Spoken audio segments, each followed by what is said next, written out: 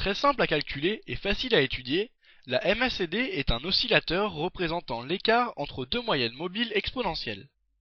En effet, la MACD est une courbe basée sur les moyennes exponentielles à 9, 12 et 26 jours. Une fois ces moyennes mobiles calculées, il convient de soustraire la moyenne mobile à 12 jours de celle à 26 jours. Vous obtiendrez alors une courbe qui peut être étudiée en parallèle à l'évolution des moyennes mobiles. Comme beaucoup d'indicateurs, sa finalité est d'indiquer des signaux d'achat ou de vente.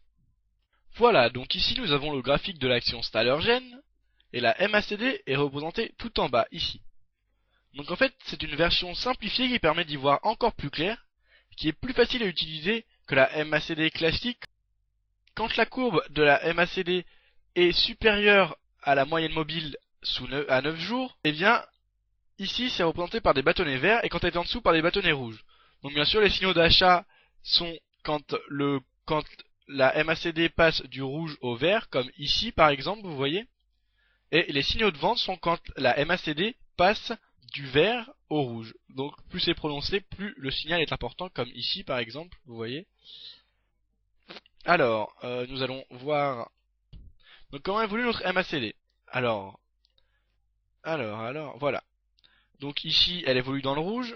D'un coup, elle passe assez nettement dans le vert. Donc un premier signal d'achat est déclenché. On peut se positionner à ce moment-là. Et si on revend quelques jours après, on peut voir une belle plus-value avec un gain de plus de 10 € par action. Ensuite, ici, l'action est très haute. Puis, on voit les bâtonnets verts se redirigent vers la ligne de 0, puis repassent dans le rouge. À ce moment-là, on a un signal de vente. Donc il est largement conseillé de vendre. Et en effet, quelques jours après, on voit les cours qui ont largement chuté et qui sont redescendus à 45 €. Vous voyez, c'est un indicateur très facile à utiliser.